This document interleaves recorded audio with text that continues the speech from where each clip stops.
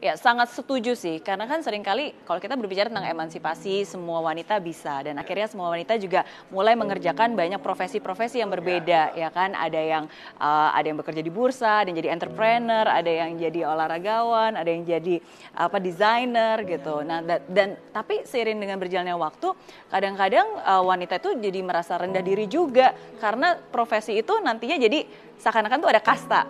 Jadi kalau kerjanya di dapur atau di rumah, kayaknya nggak sekeren atau nggak semeaningful yang di kantoran atau di punya jabatan gitu.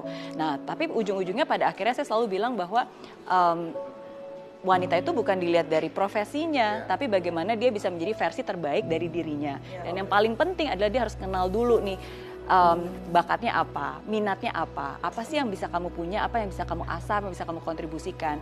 Kalau memang panggilan kamu adalah kamu ingin menjadi ibu rumah tangga gitu kan, it's fine, jadilah ibu rumah tangga yang baik, yang mendidik anaknya. Saya sangat bersyukur kenapa saya bisa seperti ini, karena ibu saya ketika melahirkan saya, dia memutuskan untuk berhenti dari pekerjaannya dan 100% mendedikasikan hidupnya untuk mendidik saya dan adik-adik saya gitu, dan itu saya sangat bersyukur.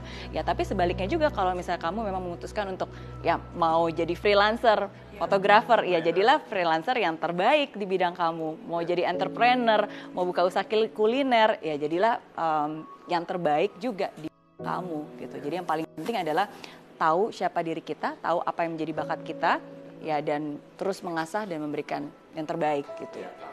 Orang zaman sekarang lebih sering kepo ya, keponya kepada orang lain. Kalau orang lain tahu apa kelebihannya, apa kekurangannya gitu. Tapi diri sendiri seringkali kita jarang gitu kan, nggak mengenal. Nah, kalau buat saya sering banyak bertanya, karena saya selalu ngebayangin hidup itu seperti kayak puzzle ya. Kita nggak akan pernah bisa tahu semua gambarnya seperti apa, tapi ya selama perjalanan hidup ini kita mengumpulkan potongan-potongan puzzle. Potongannya dapat dari mana? Ya dari masa lalu kita, dari masa sekarang dan juga masa depan. Jadi ada banyak pertanyaan yang saya tanyakan pada diri saya sendiri. Contohnya, ketika waktu saya masih kecil, ketika nggak ada siapa-siapa, ketika kamu usia 4 tahun, 5 tahun, itu kamu sukanya ngapain sih? Main apa, hobi apa. Nah, dari situlah sebenarnya ada beberapa clue tentang apa yang menjadi sungguh-sungguh minat kamu. Ya, contohnya. Atau misalnya kayak sekarang nih, ketika kita sedang bekerja, apa satu hal yang benar-benar kamu akan lakukan dengan sungguh-sungguh walaupun nggak dibayar sekalipun. Tapi kamu benar-benar lakukan dengan excellence gitu. Kamu benar-benar mau memberikan yang terbaik walaupun nggak dibayar. Nah, itu kan juga salah satu clue yang menjadi passion kamu, menjadi minat kamu. Ya. Atau satu hal yang kamu lakukan sampai kamu lupa waktu, atau bahkan ketika kamu setelah melakukan itu jadi lebih berenergi. Karena kan seringkali ketika kita sudah melakukan sesuatu, contohnya harusnya kan lebih capek ya, karena kan energi udah keluar. Ya, tapi seringkali kalau kita melakukan sesuatu yang kita cintai, setelah kita melakukan itu, kayak contohnya nih misalnya saya, seringkali ketika saya sudah lagi berbagi, ngasih seminar, justru malah jadi lebih semangat setelahnya daripada sebelumnya. Nah, jadi beberapa pertanyaan yang harus kita tanyakan ke kita sendiri, apa sih yang kita mau, bakat kita apa, kelebihan kita apa, kekurangan kita apa, ya, dan itu proses sih, bukan sekali tanya langsung dapat jawabannya. Dan kuncinya itu adalah awareness, karena banyak orang zaman sekarang itu mereka hidup waktu berjalan gitu aja, kayak zombie. Tapi coba aware, ketika kamu melakukan itu, apa sih yang kamu rasakan, ya kan? Ketika kamu unhappy, kenapa kamu unhappy? Ketika kamu sukacita, apa yang men-trigger kamu buat sukacita? Jadi ya untuk bisa lebih mengenali dan aware akan apa yang kita rasakan, apa yang kita pikirkan, itu cara yang paling efektif untuk kita bisa lebih mengenali siapa diri kita sih.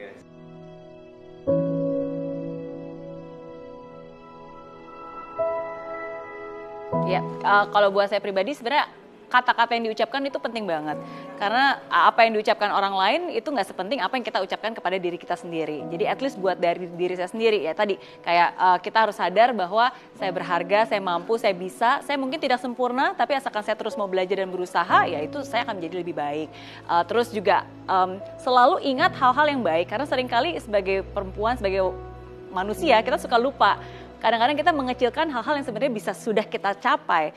Kita bisa sampai saat ini kan berarti karena ada hal yang baik yang sudah kita terima, ada hal baik yang sudah kita lakukan, ada bakat juga yang sebenarnya kita miliki. Nah, jadi hal itu harus selalu saya ingat, saya tulis, saya ucapkan terima kasih, sebut gitu. Jadi afirmasi terhadap diri itu penting banget sih. Iya, dan kemauan untuk terus belajar, karena salah satu cara untuk bisa tetap percaya diri adalah ya terus mau belajar, mengupgrade diri. Ya, karena kalau kita nggak mengupgrade diri dan kita cuma bilang kita bisa, tapi kita nggak mau berusaha, ya juga sama aja nggak ada hasilnya.